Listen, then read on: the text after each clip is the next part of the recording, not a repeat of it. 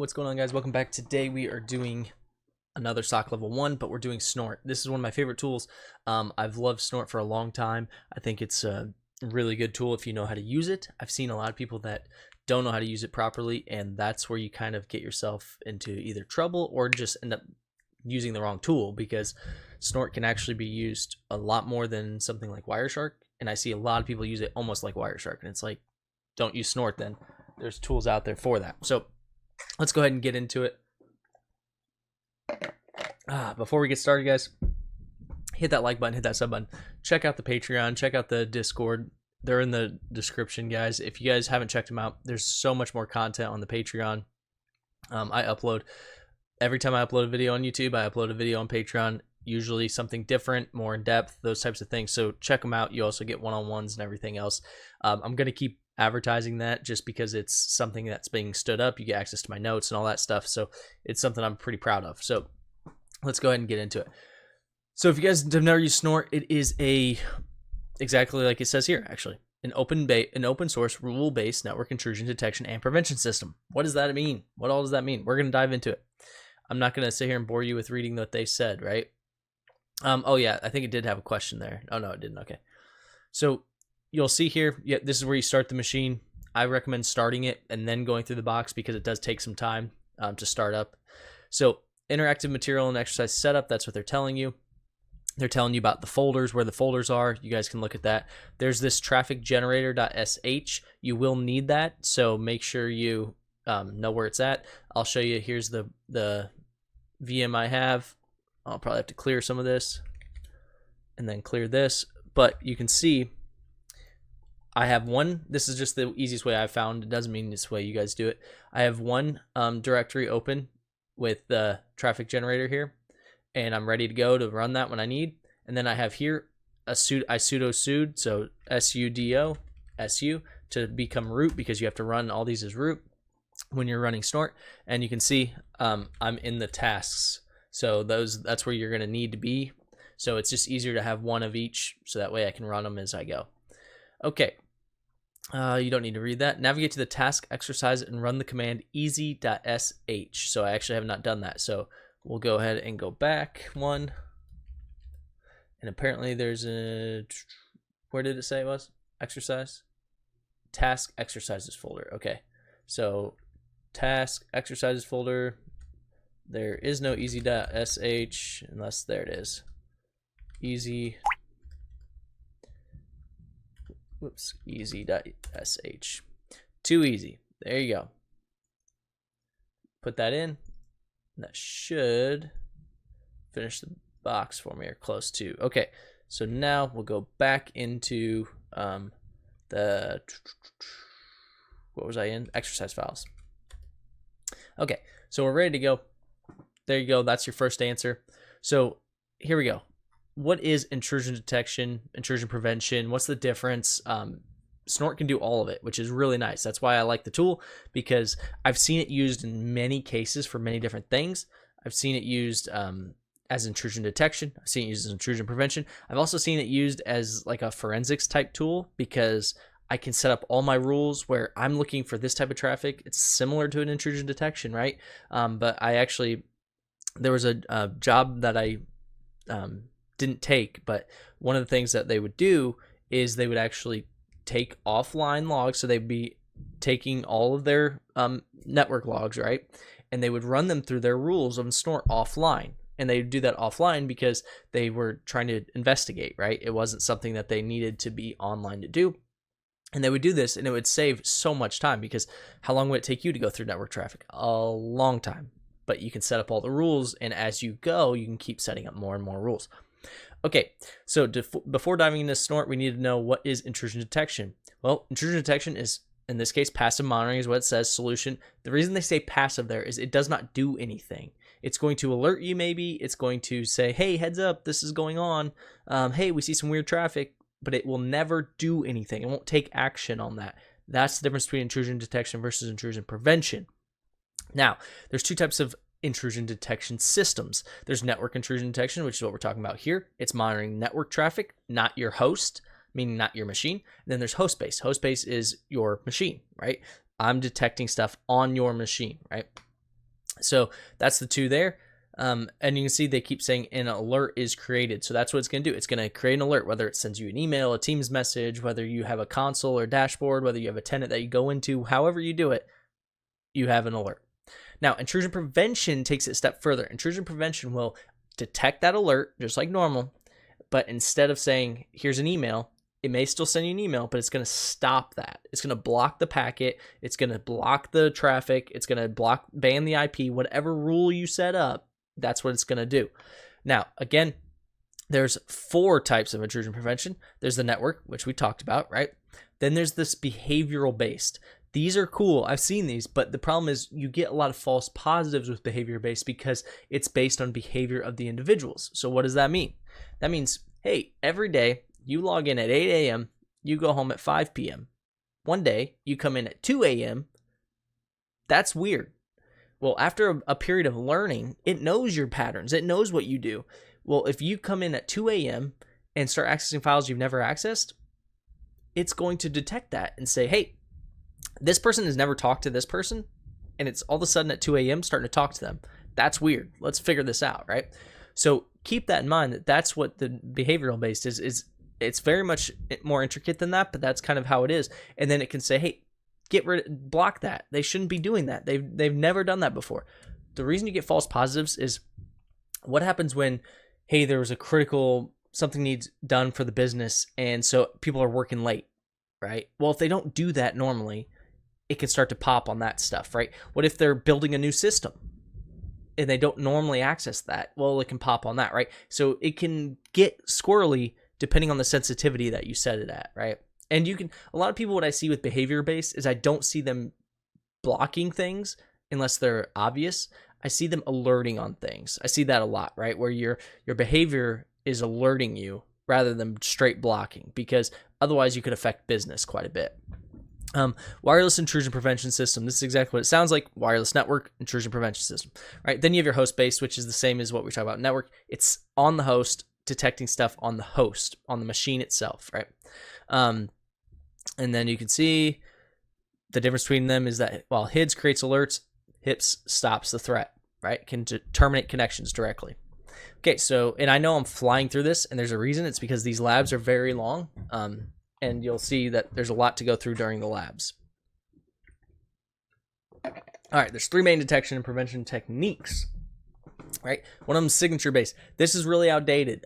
Yes, every tool still does it. Like antivirus does it, host-based intrusion, all of them do it, but it's something that's just kind of a forethought. Like it's something that's just automatically on there. The reason is because this right here, it relies on a rule that identifies specific patterns, right? The reason I say this is antiquated is because any attacker worth anything knows this. So they're just going to not use the exact same attack every time. They just would never do that. Now, there are attackers that copy, or they are like bug bounty hunters. No offense to bug bounty hunters, but that's what they do typically, right? The ones that make the money, they're going to go in and they're going to do the exact same boom, boom, boom, boom, boom, boom across all the different things that they're, all the different companies that they know are vulnerable, right? That would, signature based would detect that if they were reported, right? Or if there was a rule in place for that. So that's behavior based is more what we see, especially with the release of AI. Because AI has actually been around for a long time. Pretty much everyone in behavior-based knows that. It just can learn faster now. So this technique, it identifies new threats and patterns, right? So gets past the signature spot, then it starts to notice weird behavior. Then there's policy-based. This is actually something that most people, especially learning, don't see because they're not in businesses yet, in corporations and environments like this. But this is techniques compared to detected activities with system configuration and security policy. So I can set up a rule that says, hey, our security policy states you cannot do this, right? And you, as an employee, do it anyway. I would get alerted on that. That is a policy based. There's nothing wrong with it, meaning it's not malicious necessarily, but you aren't supposed to access that. It has nothing to do with your malicious intent. It has more to do with that's our policy. Right? A good example of this is I see companies that will say, hey, you are not allowed to go live in China and work here, right? Because there's taxes, there's HR ramifications, all that stuff, right? We would have a policy-based detection, where just working in China is not inherently malicious, but our policy states you can't do that, right? So things like that. So those are things to think about. All right, now, that was a long ride. Not really. It was pretty simple stuff. They overcomplicated it. This is actually one of the few that I don't think they did the best of, and I think it's just because it's so much information they're trying to jam pack. But there is 4 modules. So like this is Snort 1. Then there's another module we're going to go over. Okay.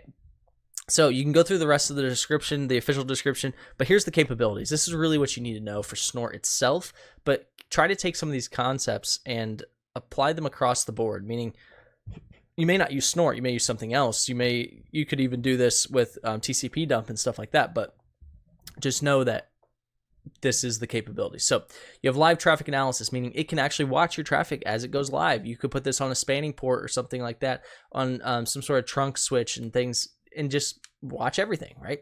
Attack and probe detection, packet logging. So that's a big one, but keep that in mind. We will talk about that a little bit more, so just keep that in mind. Protocol analysis, real-time alerting, so it can alert you directly, right? Like real time, meaning it's not after the fact. Modules and plugins, so there's additional features, preprocessors, and cross-platform support, Linux and Windows, right?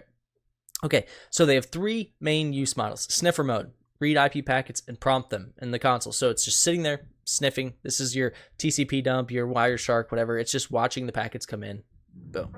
Packet logger. This is logging all IPs, right, that visit the network. This is where we're going to talk about more in depth later. But this is something you want to be very cautious about if you're doing this and you don't really fully understand. And I'll tell you why. So network intrusion detection and network intrusion prevention, right? Because those are the rules. Now, which Snort mode can help you stop threats on a local machine? That's HIPS, right? That's your host intrusion. It's not going to be on your network on a switch or something, or plugged into a switch port. It's going to be on your machine. You're running Snort right now on your machine. That's that, right? Now, which Snort mode can help you detect threats on a local network? That's your network intrusion detection. Which Snort mode can help you detect threats on your host? That's host intrusion detection. Notice it's detection versus prevention. Which Snort mode can help you stop threats on local, stop threats, not detect, intrusion prevention system. Which Snort mode works similar to NIPS mode, and that was, if you go up and read it, it says where is it at? Maybe I've passed it. There we go. The behavior based, right? If I can find it here, the NBA, network behavioral. Am I missing something? Here we go. Network behavioral analysis. System traffic flows, blah blah. The aim. Here we go.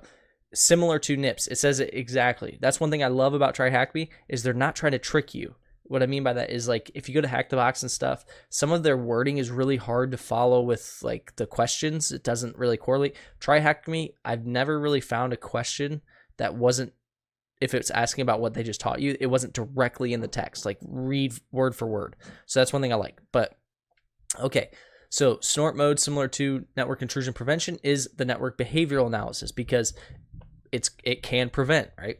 According to the official description, what kind of NIPS is it? It's full blown. They give you the right here, full blown network intrusion. That one took me a while to get. I'm not gonna lie to you, because it says here it's an open source rule based. So was it those? No. It's full blown. I think that's a silly one to ask, but whatever. Now, network behavioral analysis training period is also known as baselining. So this is very important when you're doing any behavioral analysis, not just network behavioral analysis, but you need to baseline it, because otherwise you're going to have a ton of alerts. So now the first interaction with Snort. So first verify that it's installed. So you can say Snort Tech V, and it will give you the version number. Now, I'm not going to run all of them because, like I said, these labs are long. Like, we're not even to the labs yet, and we're 15 minutes in. So before getting your hands dirty, we should ensure our configuration file is valid. So there is this configuration file where you can control a lot, right? You can really get in depth, and we're going to dive in a little bit more. But you need to confirm that it's going to work. So that's what this TAC-T is for testing the configuration file. It'll make sure that it's an actual legit, it's fine, it works. The reason that's important is because some people will use the configuration file they'll use is the rules, or they'll have a test configuration and then a production configuration, so they can make changes and make sure it works, right? Because you don't want to just push rules out there to your network, especially in a live environment, because you're going to end up with a crap ton of alerts and confusion and everything else, and it's just going to eat up a lot of your time and effort. Once we use configuration, Snort got much more powerful. Okay, the configuration file is an all-in-one management file. So this is your rules, your plugins, your detection, all that stuff, right? Default actions and output settings are identified. So when it comes in by default, you can look, it's pretty simple, but you can add all kinds of stuff to it. This is where, like it says, your rules come into play and all that stuff. So you want to make sure your configuration file works, because if you manipulate it or edit it and you're like, I don't really know what I'm doing, Snort won't work, and you're going to have to reinstall it or download a default configuration file because you won't be able to run it. So let's go ahead and run the Snort instance and check the build number. So if you remember, right up here, whoops, it says you can run Snort tac v to get the build number. Well, fun fact, you can actually run, and I don't need sudo because I have it set up already, but you can actually just run the test configuration file, and it will give you the first two answers. It will give you run the Snort instance and check the build number, and then it'll also say check how many rules are loaded. So we'll go in here. So you can do the tac v if you want, but you can see, if I can get the dang thing to copy.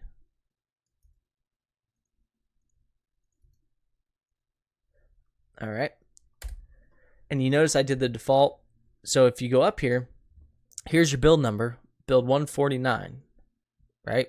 So right there, it worked. I didn't have to get crazy with it. So build 149. And then what was the next question?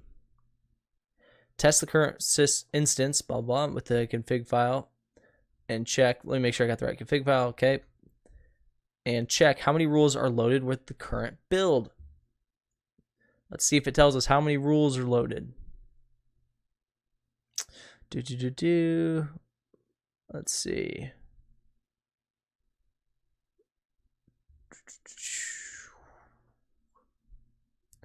And I know it tells us. There's all the rules.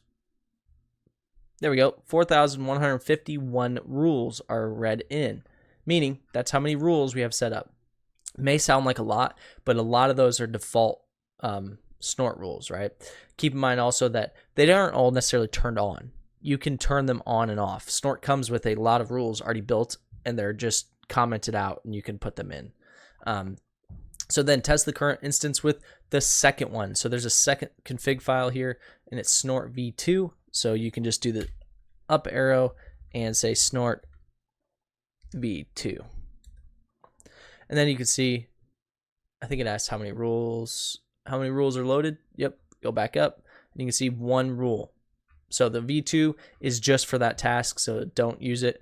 All right, and then you got one rule. So now we've got operation mode, sniffer mode. So sniffer mode, this is kind of like your TCP dump and Wireshark, where you're just capturing something and looking at it, right? You're sniffing.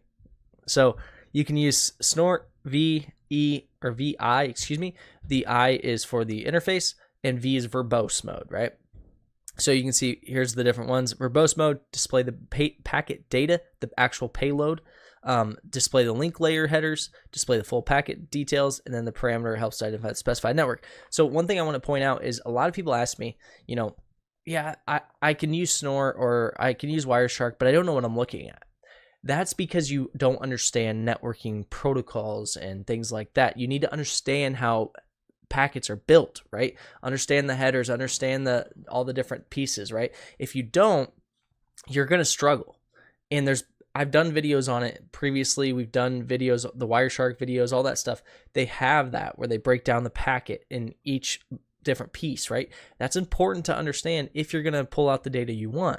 So understand Snort is as good as your understanding of the network, because you can make rules, but if you don't understand how to make or what to make them for, it's really, really tough, right? So now when you do Snort in verbose mode, you can see we get a lot of information, and you can see here it tells you to run the traffic generator script. So I do recommend doing this, but this is the output. I'm not going to just go do it and then show you again. As you can see, the given output, verbose mode provides TCP dump like information. So that's pretty much it. This is a packet, and it'll just boom, boom, boom, boom, boom through the packets, right? And then once you stop it, it's really nice because it does something that TCP dump and them don't, which is it actually summarizes everything for you, tells you how many like ICMP packets, TCP packets, UDP packets, all that stuff it has, right? Now, if you do the dumping packet data mode, you can see we actually get the actual data. This is google.com, this is google.com. You're getting the actual packet. This is what you're probably used to seeing in Wireshark, is the actual packet itself. And you can see that's what it looks like. Now, you can do both, where you dump the packet and get the header, right? And this is, again, this is kind of some of the stuff you're more used to seeing in like Wireshark, is because it just shows you the raw packet, which we can do here, and that's TAC X. We'll talk about that here. So here, this is just going to show you the full packet, right? This is what the packet looks like. This is what you're probably used to seeing in Wireshark, right? And you can see here's the header, the IPs, all that stuff, the user agent. Now, you don't need some of this at different times, and that's why you see here is the source IP and the destination IP. Well, I don't need it repeated to me, right? Those types of things you can kind of play with the way you want and figure out what makes sense for you. Personally, TAC X works for me because I know how to read it. I know how to read the other two as well, but it's just easy because I'm like, I don't have to guess what information. But you have to know what you're looking for, because there's going to be a lot of information poured out here, right? The other really nice thing to keep in mind is the files that Snort generates, and we're going to talk about that in packet logger mode, Wireshark can open. I like Wireshark for viewing packets. I like Snort for making rule-based detections. So it says here, go ahead and practice. No answer needed. Boom. Okay. Now, here we're in logging mode. This is where it's actually going to save the information. This is where you want to be careful, because if you have it saving all your information on your network, let's say you work for a company and you're like, dude, I love to use Snort. This is really helpful because this is probably one of the most powerful networking tools out there. Understand that whatever system you try to put that log file on, if you put this on a trunk switch or something where it's like all of your data, you're going to have terabytes of data storing like quickly. It will fill up and it will crash whatever machine you're probably storing it on, unless you have some sort of rotation where you're archiving them, or maybe you have something else set up. But just understand that this is going to be a lot of data. Even if you ran this on your computer, you're going to get a lot of information, right? Because think of how many times you go to different websites and all that stuff. So just know that. So logging mode, TAC L, right? Then there's this TAC K. This I recommend for maybe if you're doing some analysis on your machine or a machine. I don't necessarily recommend this for large scale, and I'll show you, you'll see why. Now, the reading option, this reads the dumped logs in Snort. This is so that if we dump the logs somewhere, we can go read them later in the same format that they were dumped. Now, one thing really nice is the dump logs files can be read by TCP dump and Wireshark, so just know that. Okay, now TAC in, specify the number of packets that will read or process. So if you know whatever you're trying to figure out is at the top of that log, you can just do the top 10 packets, figure that out. It's a nice feature. Now, they're telling you about log file ownership. Snort is running as sudo when we run it, so therefore the logs themselves are owned by root. That is actually why I sudoed sudo here, so that way I'm root on the machine and I'm not having to sudo every time I want to try and look at the log or anything like that. So just know that whoever logs it owns that file, so you can change the permissions, you can do whatever, you can go through it. That's just pretty generic stuff. Anytime you run a application with a permission, it usually that's the permission it has, unless there's some sort of special permissions given. Now you can see here, pretty easy. They're using sudo snort dev, which is the same thing we did previously, which is verbose mode, data packet dump, and then the headers, I believe, and then they're doing TAC L to log, right? And you can see it's going to give it here, right? So creates the log. You will need to use this option to have the logs for each exercise in the folders, right? So you can see it runs it in logging mode, and then you notice the output's not there. So now you check it, right? And you open it. There's the log file. when you actually look, it's going to give you all the same information, just like as if you just ran it, right? Which is good if you want to take offline, if you want to do some archiving, all that stuff. It's really good, right? This is the one I'm telling you guys. I wouldn't recommend doing this on large scale because you'll see. But if you do Tryhackme ASCII, it's going to give you this in ASCII format. So right here, it doesn't look any different, right? But by the way, this dot here, if you guys keep seeing this dot, it means save in the directory. If you don't know in Linux, one single dot is the directory you're currently in. That's what they're saying. Now, you can see here, ls, and you can see, if you look here, the different IPs, this is what I'm talking about. So when you do the ASCII character, it saves it in a format that you can read, which is really nice. But look, it creates a folder for every IP it sees, and then it creates save items inside, right? ICMP, UDP for every connection. This is really good, really easy to read things. But you do this on a network with more than like 2 people, you're going to have a shitload of folders everywhere that you have to go through and find. So just know that. Be careful when you're doing that. Now, here is a good example. Here's the ASCII format that you can read, right? So you can open those files and it's very nice and pretty. This is the binary that you'll read. What I mean by that, the reason this is important is when you're trying to read this left side, this binary format, right? It's literally binary. If you try to just like open it, this is what it's going to look like. If you open the ASCII, this is what it looks like. So the binary, you might say, well, why would I ever use that? Well, TCP dump, Wireshark, Snort, all of them can read this file and then present it to you in this format over here. And that's why I recommend doing it this way, because it will be a nightmare if you get a large amount of systems and you're trying to save them like this, because you're going to make it way bigger. You're going to have folders everywhere and you're going to have to go through and figure it all out, right? But if you're trying to do something very specific, this is really nice. Like if you're like, hey, I'm going to run an application and see what it reaches out to, I can run Snort on my machine, do it in this format, and then boom, I can open it and look at all the IPs it reached out to very quickly. So now start the Snort instance in packet reader mode. And then here's the log, right? So they're running it in packet dump mode. And you can see, because it's whatever packet you captured it in, whatever mode you captured it in. Keep that in mind. You can't do a full data, like, TACX does a full data dump, right? You can't do that after the fact, right? You have to, whatever mode you set it up in, that's the one it's logging in. So keep that in mind. So, yeah, we already talked about that. Snort cannot read the ASCII ones. That's another really big important thing, is if you save logs in the ASCII format, you cannot put them back into Snort and ask for information like how many alerts and all that stuff. You can't do that. So keep that in mind too, that if you're going to save them in ASCII, you have to visually manipulate them. You cannot mess with them after that. So now here you can see they're using sudo TCP dump tac R. They're reading the Snort log, and they're using ntc count 10. So what's this mean? Well, it means, look, they're only showing you 10, right? Boom.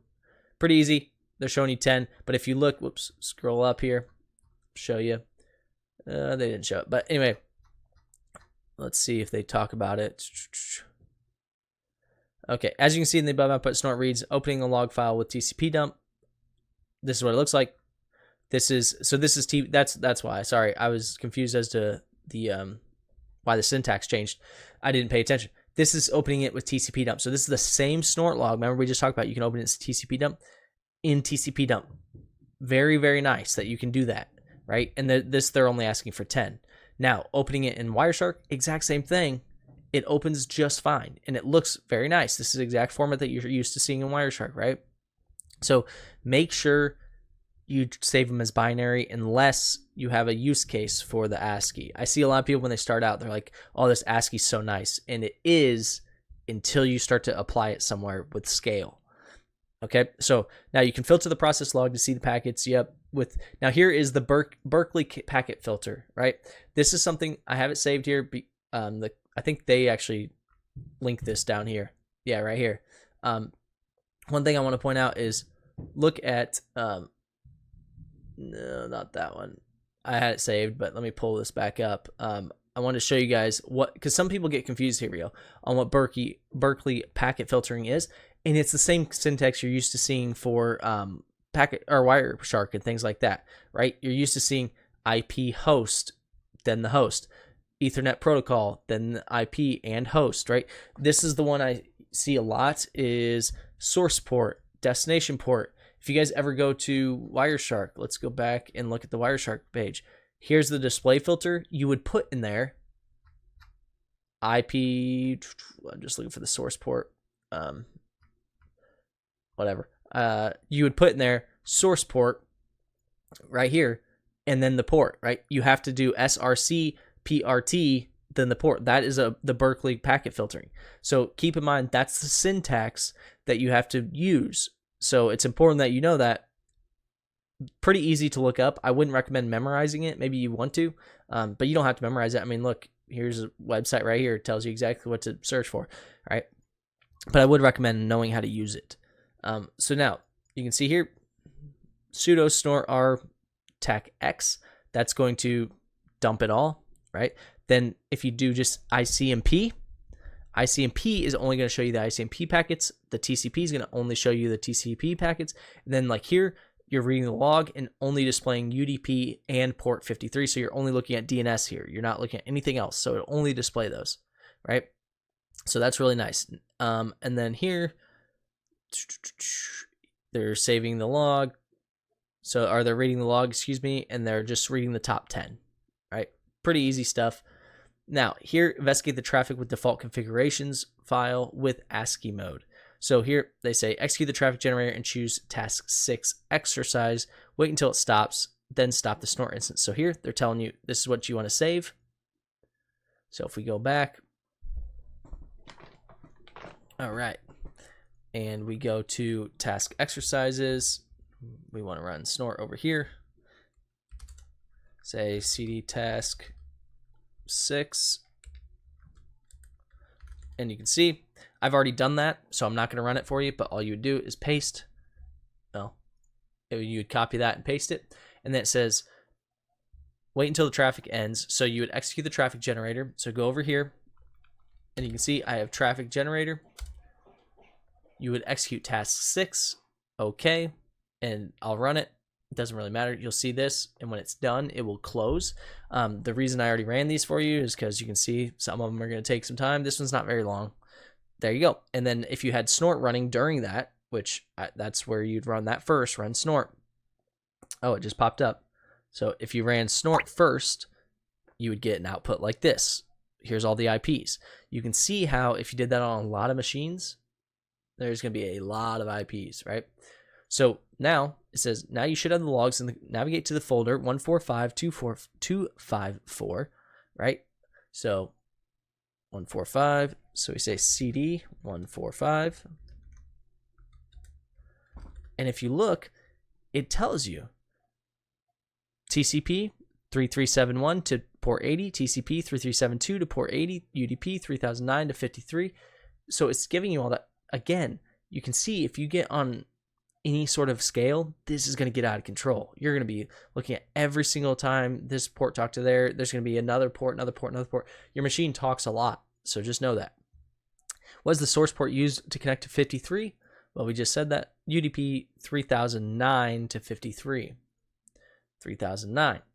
Now, you could also look at that log and see it too. So you can see cat UDP, and there you go. And you can see it's page add to Google syndication.com, page add to, and you can see it's probably a DNS lookup, but you can see as you go up, here's all the source ports, right? So you can see 3009, 53 to 3009, blah, blah, blah, 3009 to 53. So you can see there's quite a bit. You don't have to know all that. Again, this is as good as your knowledge of networking. So for instance, I know 53 is DNS. So right away, do I have a ton of concern about source port 53? Not initially. I might dig into it, but I can look at that packet and go, okay, that's DNS, right? Let's move on to something else like FTP or whatever I'm trying to figure out. So just know that it's as good as your knowledge of network protocols. So read the Snort file. With Snort, what is the IP ID of the 10th packet? So here they're telling us use this right here. And I think we're still in task 6. Yep, there's a Snort log in here. So we'll go ahead and paste this. And you can see we're only going to show the top 10. And then it asks, what is the IP ID of the 10th packet? Well, one thing that's really nice about Snort is you notice every time I run it, you'll see this. It gives you the breakdown, which is really nice. So we know there's only 10 packets because that's the only 10 we asked for. It only analyzed 10, right? And then you can see here is our 10th packet. Okay, and we're looking for the IP ID. Well, the ID is right there, 49313. All right, you can see that we're looking for the IP ID of the 10th packet. Well, we're on the 10th packet. Here's the ID, 49313. There's our IP ID, right? So that's really nice that we can do that. We can just go with the Snort, read it, look at the 10th packet, get the IP ID, excuse me. Now it says, read the Snort log. What is the referrer of the 4th packet? Well, this is pretty easy. They just kind of gave us the syntax, right? Just change this to 4.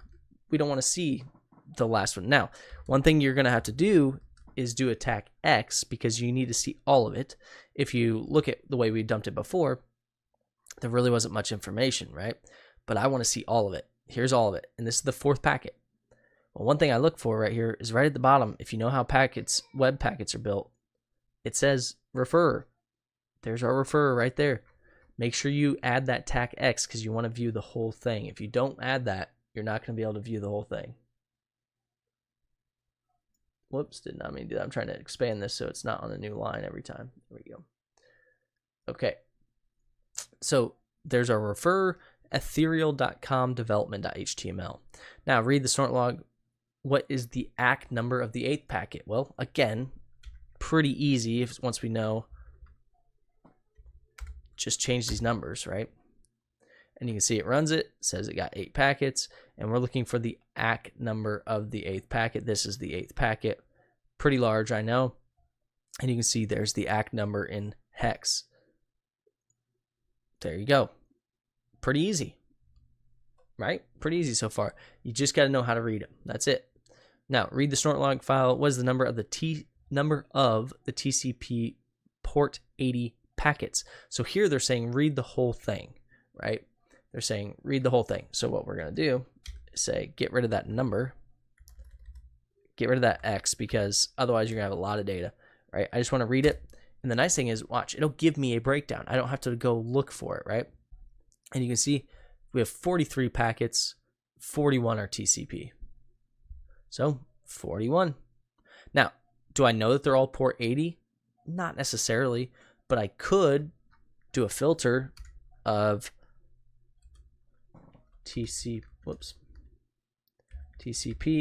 and not RCP, TCP and port 80, right? I could do something like that and it would tell me 41. That's all it pulled. So you can do it in multiple ways. I didn't know they were all port 80, but I did know the number was 41. So I was able to do it like that simply by changing the filter and adding that Berkeley packet filtering. Now, here we go into the bread and butter of what it can actually do, right? We have the intrusion detection and intrusion prevention. We know it can look at network captures for us or capture it for us. That's it, right? That's what we know. Now, we actually need to go ahead and say we want it to be intrusion detection and intrusion prevention. Now, one thing I think is very important right here is the disable logging. Many people will say, why would I ever want to disable logging? I told you how much data you're going to be capturing, right? Well, if you have something else, a SIM, a log aggregator, whatever, that's going to capture your wires or your network logs for you, there's no point in doing it again, right? So what you can do is disable this logging, but still have it do intrusion detection and intrusion prevention, meaning I don't want to log everything. I don't have the data for it. It's too much information, but I still want you to stop certain traffic and alert me when certain traffic occurs, right? So that's really nice. And then background mode is exactly what it sounds like. It runs in the background. You don't have a console up. All right, so now you have alert modes. You have full. This provides everything it can, right? Fast mode, and you can see once you use tech A and don't specify any mode, Snort uses this. So if you say, hey, alert, but you don't put anything else, that's what it's going to do. Fast mode shows the alert message, timestamp, source and destination, and port numbers. That's it. So it's fast, nitty gritty, boom, boom, boom. Here's what's going on. Might be really good for like a quick alert that goes to somebody and they go check this out, like, right? Console. This is if it's on the console screen, right? It's just sitting on the console's open and boop, it pops up. CMG style, basic header details with payload and hex and text. This is what you're going to see a lot because you need to have, you don't need to, but a lot of people want some context, right? And then none, disable alerting. So you could have this run and disable alerting if you wanted, but I don't know why you'd have an intrusion prevention system to disable alerting. Now you can see here is the rule they've created, right? So let's start using each parameter and see the difference between them. Snort needs active traffic on the interface. So you have to have traffic, obviously, right? Now, what you can do is you need to use rules. This is telling it what you're going to be trying to do, and we're going to cover rules more. So we're going to say, hey, we want to alert. You notice that doesn't say block or anything else. That says alert. Only alert me when ICMP comes on any source destination or source, IP, any source port, any destination IP, any destination port. Here's the message I want. ICMP packet found, right? And then the SID we'll talk about later, and the revision number. I don't know why I couldn't think of the word revision, but the revision number, right? So this rule is located in their local rules. So it's already pre-built for us. Remember this module, you focus on the operating modes. Cool, thank you. So now you can see they're going to run sudo snort tech C for the configuration file test, right? They're testing, making sure. Now here they're going to say, okay, here's our configuration file, right? And then they're going to do tech in. Sorry, my phone went off. So they're going to do tech in, and then you can see now run the traffic generator and start. This command will disable logging. So we just said it'll do no logging. Okay, cool. So now there's no log file. It's just running on the console.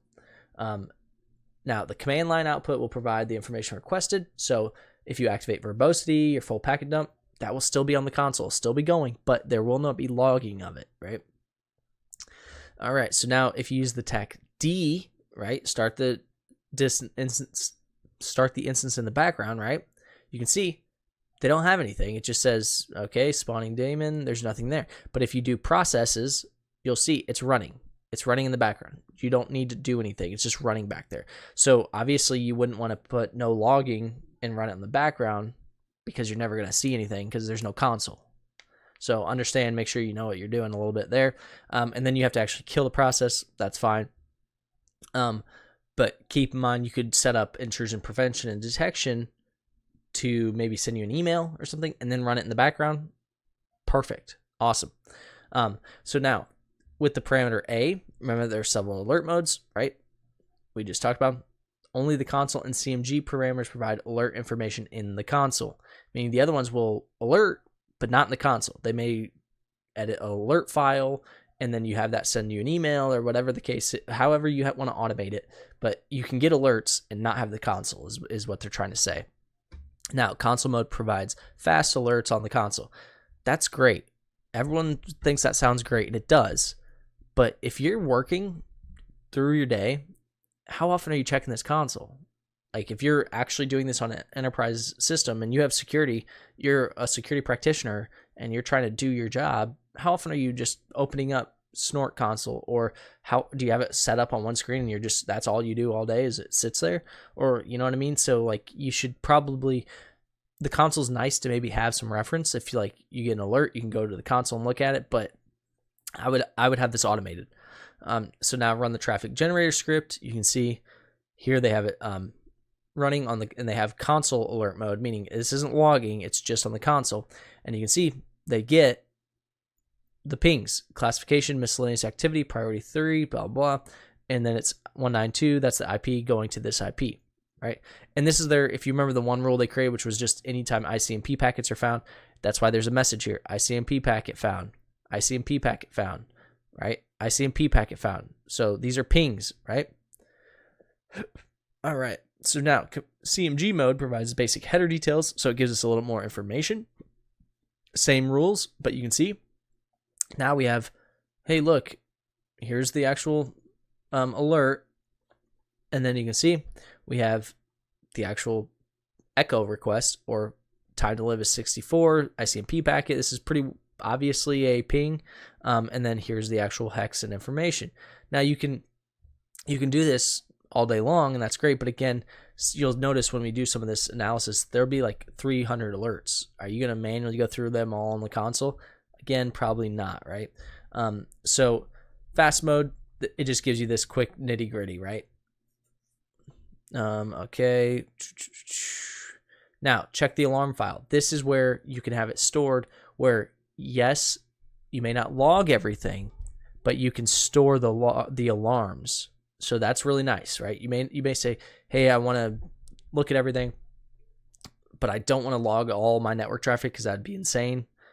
But I want to still be alerted on it and save that. Well, you can see if you check the alarm file, here you go. You've got the same alerts that you just saw on the console saved in the alarm file. So now you don't have to necessarily have the console again, or you could have something read if maybe you don't fully understand everything. To automate, it's very simple. You have something read this file, a scheduled task or something, every so often, and then shoot you out whatever message you want every time this file is updated, right? And then you just check it.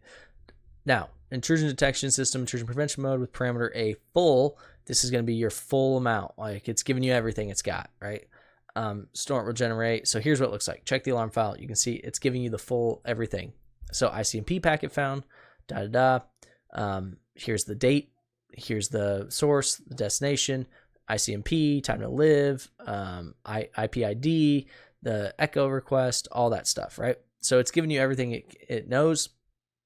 And you can see this is just ICMP traffic. There's no other traffic. So there's no context to like what you're looking at.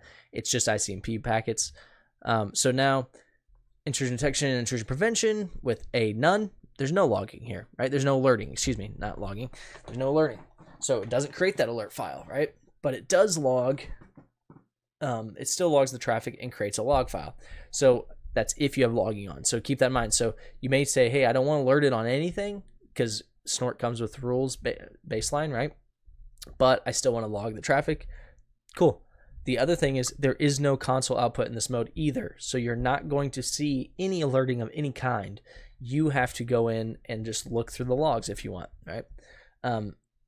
Again, I've seen this done where people use Snort more of like a network log ingester, tap, whatever you want to call it, but it doesn't make a lot of sense to me to use Snort for this when there's a lot of products out there that can do that pretty easily. It makes more sense to use Snort and its capabilities. The rules and things like that are where you really get the value. So so now we go ahead and you can see there's nothing and there's no log there. There's the Snort, or I'm sorry, there's the log, there's no alert file there. That's what they're showing. Okay, so now using the rule file without a configuration file. So here, they're not using configuration. They're pointing the configuration to the rules.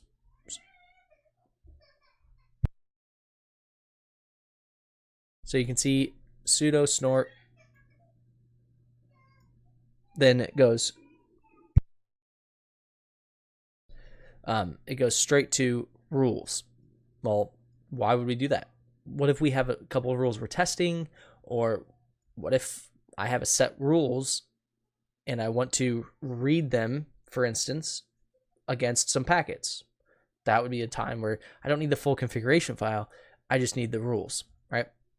So now you can, that's what they're saying is the configuration file, you can just point it to the rules if you want. Intrusion prevention mode and dropping packets. Okay, so this one, they don't talk a ton about, but this is where you're actually talking about intrusion prevention, not detection. So not getting alerted, but actually stopping something. So you can see it's activated with Q, DAQ, AF packet parameters.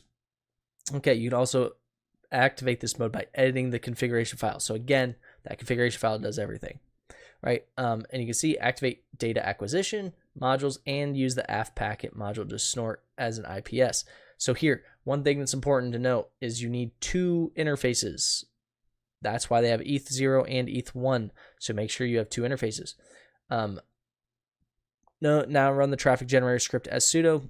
So you can see they're saying sudo snort tac c etc snort configuration file, right?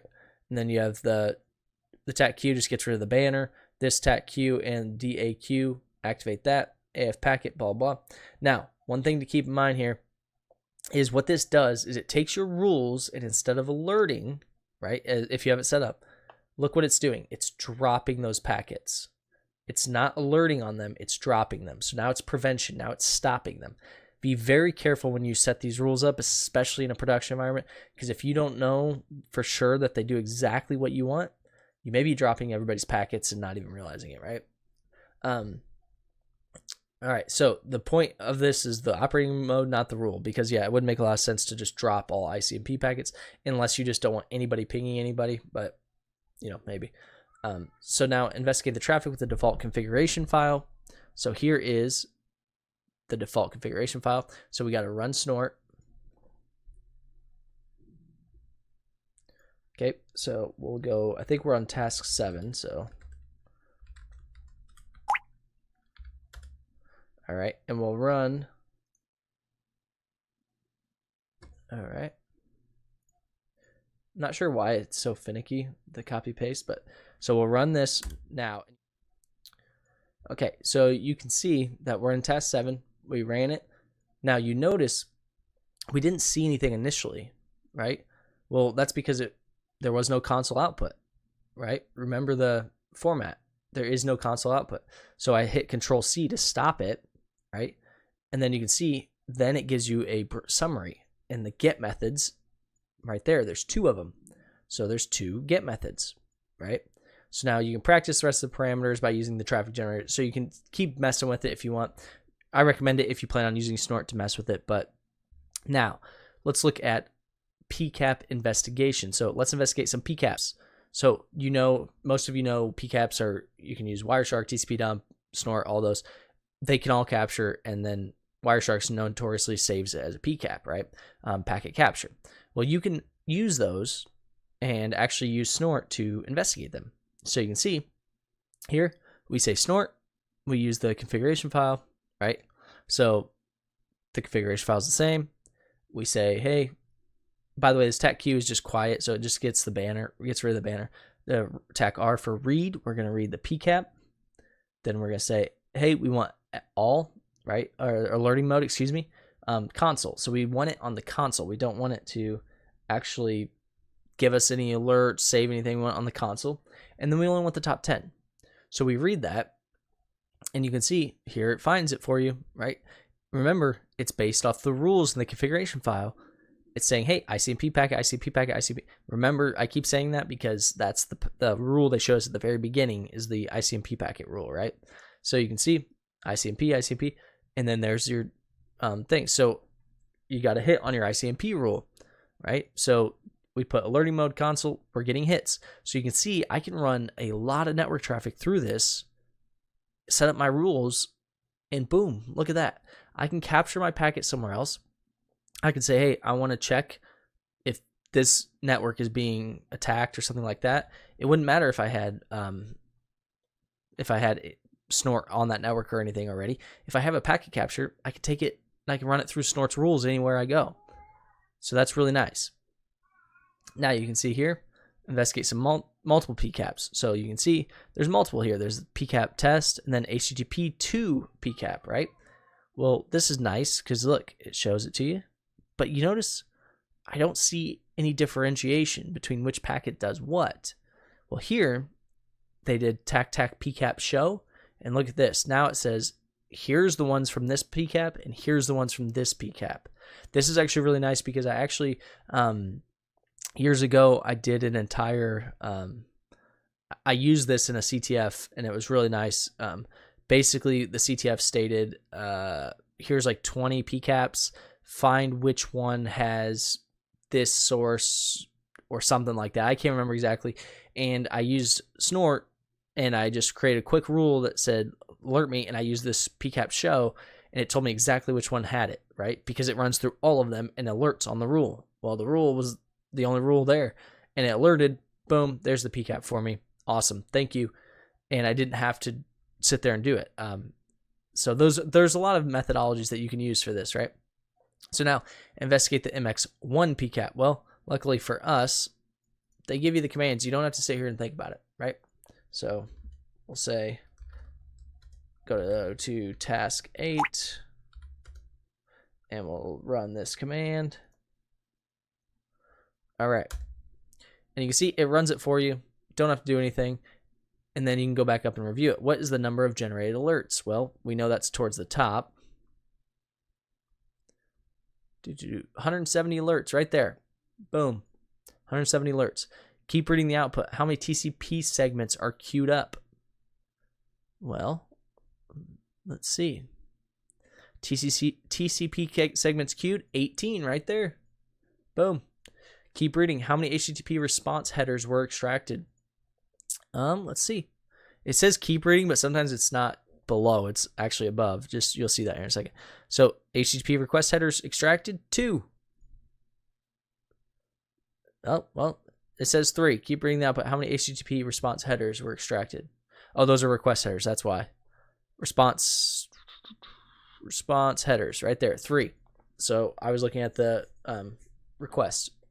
So there's the response headers. Now it says investigate this one. So we just do the same thing.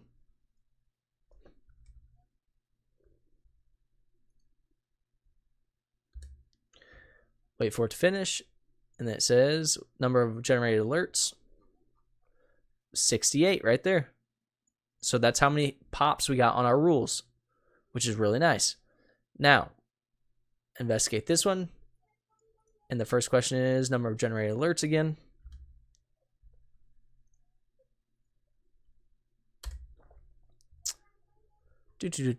Generated alerts. Those are all the rules. I must have scrolled too far.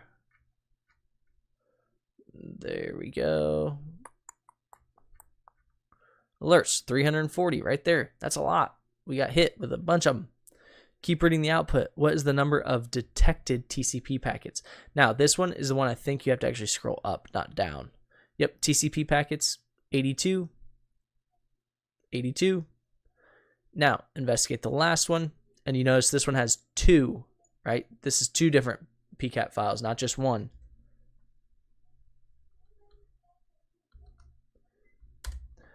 All right, and when you do that, it says, what is the number of generated alerts with 2 of them? And you can see it is 1,020.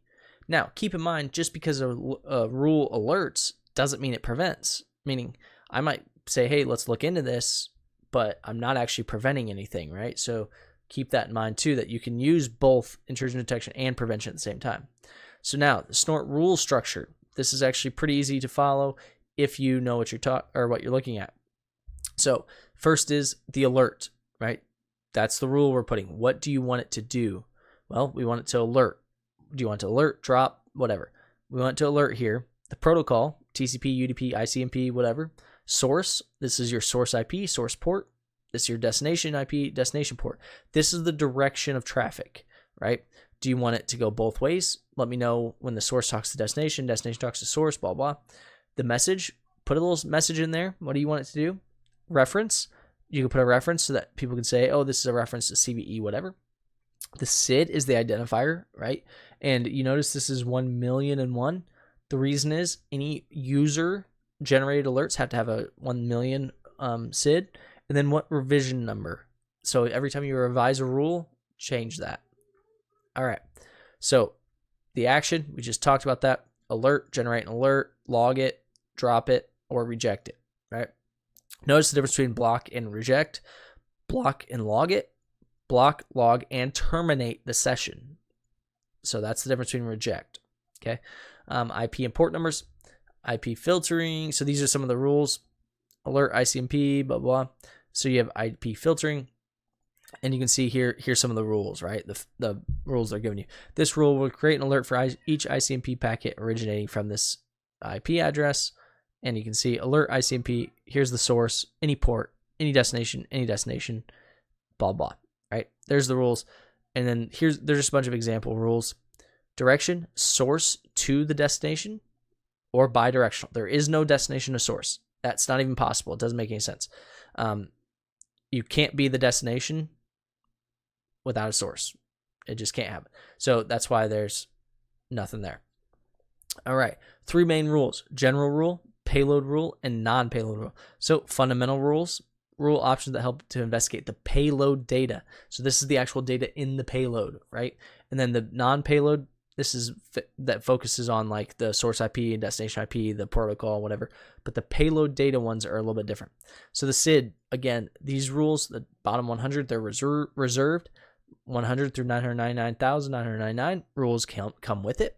And then 1 million rules created by the user, right? So that's where you got to start with. If you create a rule, put it in that one. Now, reference, you can do whatever reference you want, but you can basically have references for the rules. Will always help analysts during alerts. Now, Snort rules can be modified. So if you take a Snort rule and modify it, you need to update that revision because it's not the original, right? Therefore, it will be easy to understand rule improvements. Each rule has its unique revision number, and there's no auto backup feature on the rule history. So they should keep the rule history themselves. That means it's important because if you have a good log, if you break something, you can revert back. That's why what they're saying is you need to keep track of your revisions, because if you make changes, it can do serious damage.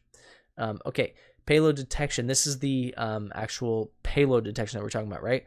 You can see here they use ASCII mode or hex mode, doesn't matter, but they say, hey, alert type any, right? So we want any source, any destination, destination, but only destination port 80. And we want get request found is what you're going to get. That's the message you get for the alert. The content itself is, does it have a get request, right? So there's post request, get request, whatever. It's a get request. So every time they get a get request to this machine, alert me. So if I have a honeypot out there, right, and I want to know every time somebody sends it a get request, boom, there's your alert or your rule right there, right? Now, if you want that's case sensitive with the get, right? Do you want no case sensitive? You have to put no case. Fast patterns. So prioritize content search to speed up the payload search operation. By default, Snort uses the biggest content and evaluates it against the rules. Fast pattern helps you select initial packet match with specified value, blah, blah. Always works case insensitive and can be used once per rule. All right, there you go. So it makes it easier to search for you. You can see here in the content, they're saying we want www. Only search for that get request in the www space. Don't search for it anywhere else. Non-payload. This is where we can say, hey, we want to search for specific IP IDs, certain TCP flags, certain packet sizes, payload sizes, excuse me, and then the same IP, filtering the source and destination IP for duplication. So if the source and destination is the same, that's one way we can filter it, right? All right, and then here is how you actually edit the rules. You can see we're going to edit some rules here.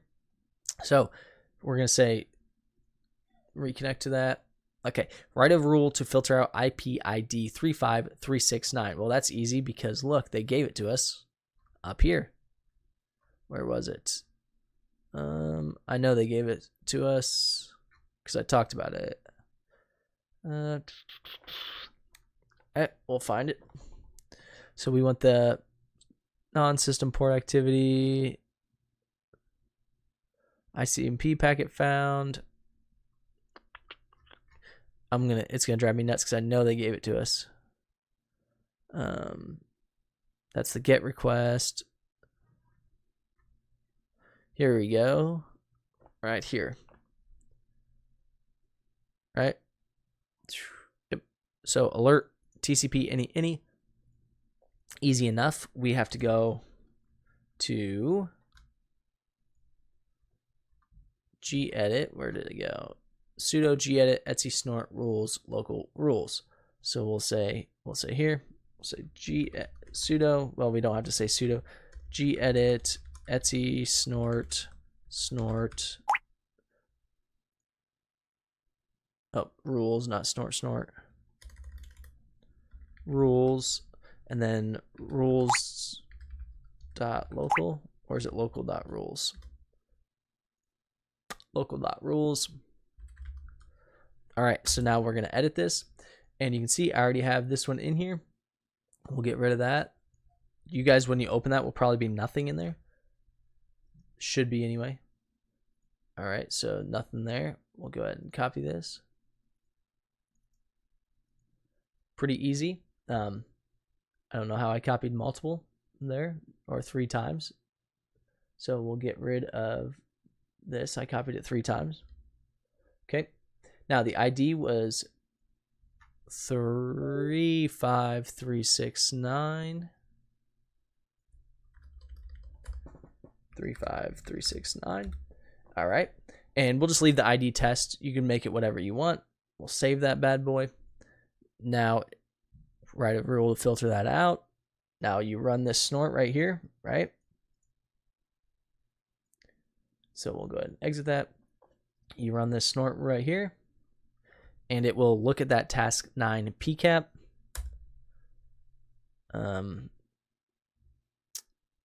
Unable to open rules file, local.rules, no such file or directory exists. Okay, that could be because I'm in the wrong directory. So let me make sure.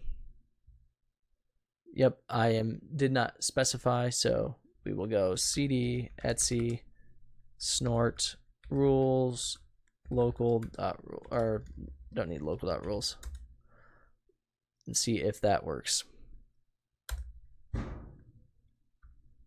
Well, now we're not okay.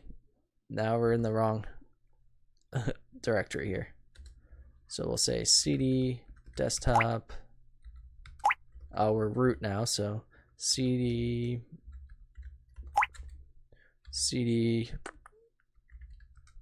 user, not user, cd home. What user were we? Okay, Ubuntu, perfect, there's only one. Cd desktop, then cd task exercises, cd task 9. Are we task 9 here? cd exercise files, and then I think we're on task 9. cd task 9. Okay, interestingly enough, apparently you have to be very specific about that local rule. Or, oh, you know what I just did? I realize now I edited the wrong rule. So I just broke the snort rule that was there, but so I need to gedit local.rules here, and then you can see here we'll say ID, and the ID equals 1 2 3 not 1 2 3 4 5 6. ID is 35369.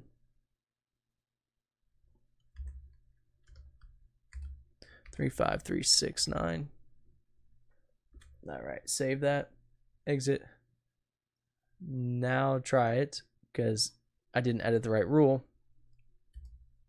There we go. Okay, sorry about that, guys. I was trying to just edit the main snort rule, and it wasn't reading that because I was copying that. So write a full rule, run it against what is the request name of the given packet. Now, one thing that might throw you off is you have to actually go in here and look at the log, right? So we'll say cat alert, because that's what alerted us. You can see we got stuffy alert, and you can see, what did we get? Well, what is the question? What is the name of the request? All right, well, let's look for it.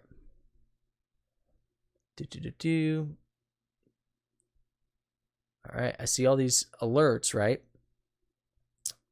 Let's go back and actually, how many alerts do we have in here? A lot. Okay. There we go. Okay, so got a lot. Okay. So write a rule, blah, blah, to filter IP ID and run against the given PCAP file. Okay. What is the request name of the detected packet?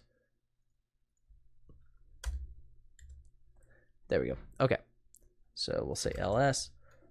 We will paste that. No, not stuffy alert. I didn't even copy that. What's going on with this machine here? Okay, we wrote our alert. I kind of want to delete the alert file so that we don't have too many things going on.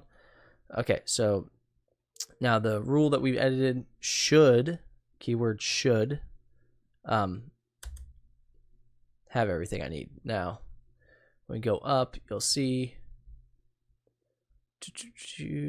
received. How many alerts do we get on this? None. Okay, perfect. Let me make sure I'm on the right one. Task 9, PCAP. Okay, that means we messed something up. 35369. And I say we as in you guys did something I did, and I can guarantee you I know what it is. So gedit local.rules. This needs to be ICMP. I had the wrong protocol in there. So we'll exit that. Try and run it again. All right, now let's see. Alerts, 1. Okay, now we got 1 alert. We can say cat alert. And then here you go. Timestamp request. That was the last request. Sorry that took so long. I was all over the place there. Okay, hopefully that helps you guys.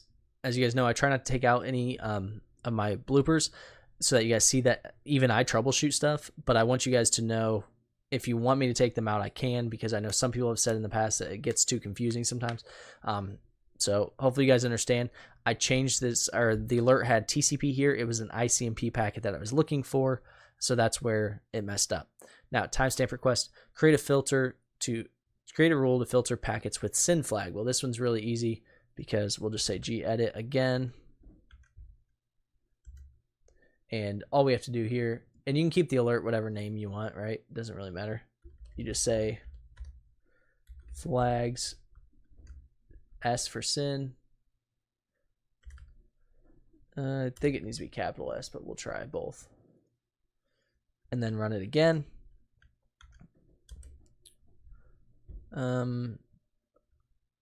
Oh, it's a TCP rule. So once again, I didn't change the syntax. All that are TCP rules. So makes sense. You can't run it on ICMP. All right. Let's see. We got 1 alert. There you go. 1 alert. All right. Clear the previous log and alarm files and deactivate comment out the old rule. No, I'm not going to do that. Because I can just change it. Write a rule to filter packets with push ACK flags. Well, that's easy enough. Go here, flags, push and ACK, save, exit. There you go. Now there's 216 alerts. What is the number of detected packets? 216. Now clear the create a rule to filter packets with the same source and destination IP. Run it against the given PCAP file. What is the number of packets that show the same source? Well, we'll edit it again. And you can see you can make all these rules. You could keep making them.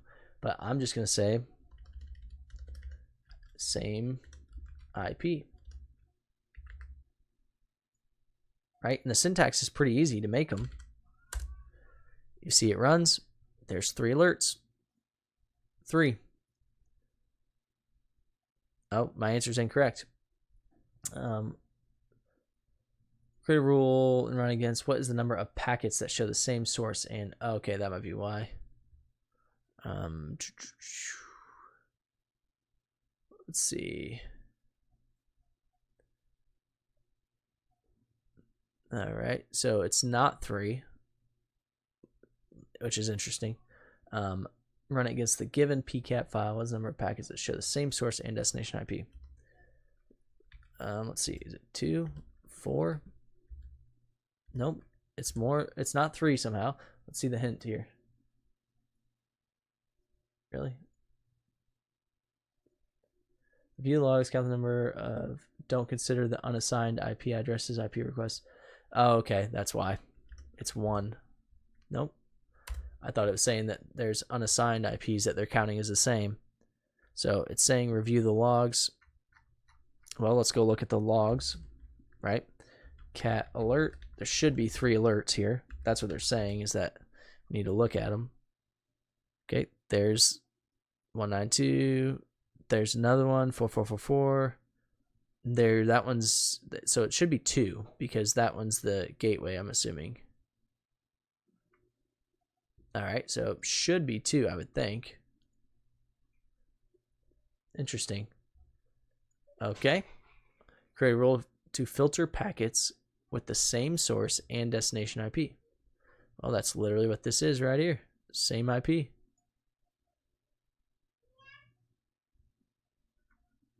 Maybe it's because I do need to clear out. Create a rule to clear the previous log and alarm files. Deactivate, comment out the old rules. All right, well, let's G-edit this baby. Alert. Oh, that's why. Man. It's probably, so we know there's 2 that are, 2 of them are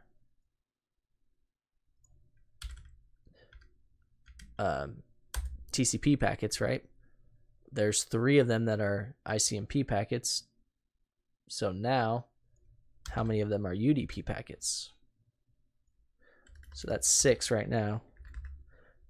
And keep in mind, it tells you to review them because one of them was the gateway. I don't know if it's actually counting that or not, but 6. Oh, we got 7 there. Okay, so it's saying look out for duplicates. Let's try and put 7.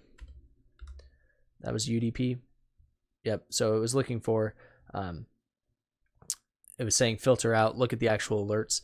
So it wanted UDP, not the TCP ones, which was interesting.